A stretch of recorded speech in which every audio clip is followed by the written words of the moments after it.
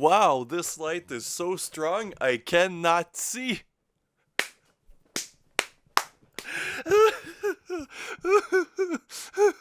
Alright, yes, today I am deep diving into a genre of film that is still very controversial, even though the last one probably came out over almost 50 years ago, and that is the Nazisploitation subgenre of sexploitation film, which is in itself a subgenre of the exploitation film movement. Anyway, you'll understand, this isn't as confusing as the Italian sequels, but the Italians are still involved. Somebody touch my spaghetti! And there are two movements of Nazisploitation film, the North American model or movement and the Italian/European model. The American one is probably the easiest to explain since Nazisploitation films weren't really a thing and just a few of them were made. Obviously, due to the nature of this video, it's probably gonna be demonetized because YouTube doesn't like when you mention fascism about 20 times a video. So if you want to support me, go check out my Patreon. The barbed wire gates of love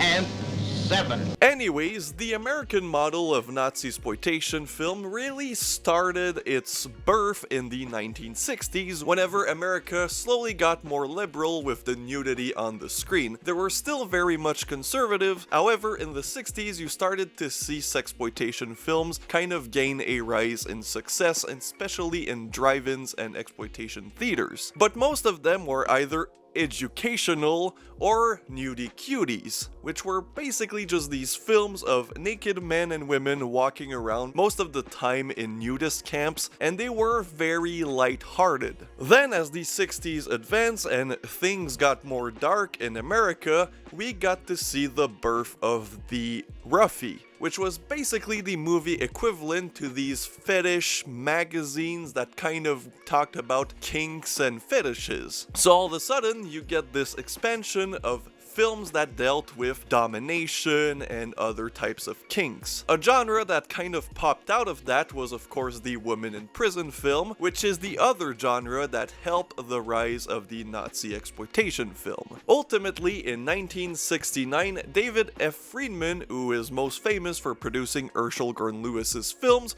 produced a little movie directed by Lee Frost called Love Camp 7. And that film is just a woman in prison film, but with a Nazi backdrop. It is very much a 1969 roughie that doesn't really offer anything new that you couldn't see in women in prison film or other roughies at the time. And that was kind of it for the Nazisploitation movement in North America, at least until 1975, where little movie kind of blew up. The horror that was the Nazi nightmare explodes on the screen. It's Ilsa, baby, and I kind of really like this film. If you couldn't really see, I have multiple copies, including a VHS from the old Cinepix warehouse. Yeah, this film kind of changed the game. It would not only influence other women in prison film that came out of the United States, but also influence the Italian and European style of Nazisploitation film. It takes the idea of an experiment camp and makes it into a sexploitation film with, oh boy, a lot of nudity. Diane Thorne is amazing in it, and what I like about her is she doesn't act like she's above this type of role, so much so that she was in pretty much every sequel, including Harem Keeper of the Oil Sheik and of course Ilsa Tigress of Siberia, which was shot in Montreal. Cool fact. And even a unofficial sequel made by the god himself, Jess Franco, aka, what was that one? Wicked Warden. I kind of like that movie. It's just as nasty or more nasty than any of the North American takes on Ilsa. And 1975 is basically the turning point for Nazisploitation, a movement that blew up in the exploitation film circuit, especially in Europe, for about 2 years. So let's jump on a plane and go to Italy, famous for pizza, spaghetti, and of course trashy exploitation films. And what's interesting about Nazisploitation films in Italy is the way that, well, my cat just shut down my computer with her feet. So what was I saying? Yes, the way that the Italians dealt with the subject was very different from the way North Americans dealt with the subject. I feel like the reason there weren't as many American or North American Nazi exploitation films is because, well, in North America, war movies were popular, and because of the past of dealing with the Nazis during World War II, we were proud of our war heroes. That wasn't the case in Italy, since Italy during World War II was under Benito Mussolini, a fascist who was allied with Nazi Germany, which made the war movie in Italy almost unacceptable, since making a film about a war hero would make a film paying tribute to fascism. And that's where a lot of complicated art house films came out of Italy since the end of the war. And that build up to Nazisploitation films was years and years in the making, with films such as Capo, The Conformist, and of course, Salo 120 Days of Sodom. Also very important, Lidia Cavani's The Night Porter, which is an amazing film, let's be honest, and not at all exploitative. So yeah, the art house films dealt with the subject very delicately, with very art house hands. But since you're in Italy, a lot of trashy directors and producers were like, hey, if the art house movies about the Nazis are making money, why not us? And that sentiment was even bigger in 1976 whenever Tinto Brass released Salon Kitty, a art house sex film made by the master of Italian erotica that really blew up in popularity. Adding the fact of Ilsa's popularity, you had a boom in Nazisploitation Italian and European films because the French and the Spanish caught on later. From, you know, the respectable art movement of Tinto Brass and Liliana Cavani to the absolute trash of Bruno Mattei with SS Girls,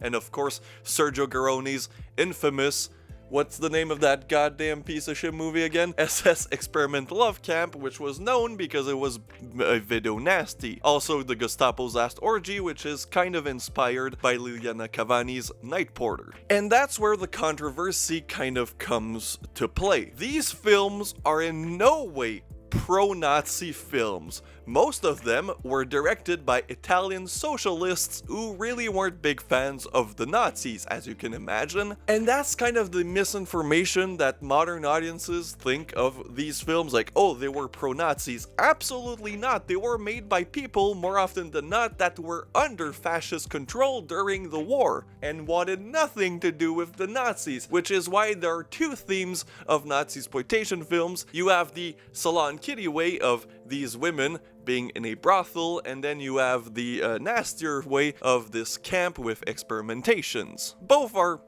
controversial, understandably enough, but both really treat the subject as vile pieces of human garbage that need to be executed, since most of these films end with the Nazis getting their comeuppance. And the interesting aspect is that even the theme or the mention of the final solution was too much for a lot of these. They kept it under the fantasy umbrella. So a lot of these films didn't even deal with actual Nazism ideology. For them, it was just a way to make fun of the Nazis and show them as these sexual deviants, which is why most of these films I watch and I am not offended by. These are not pro-Nazi propaganda.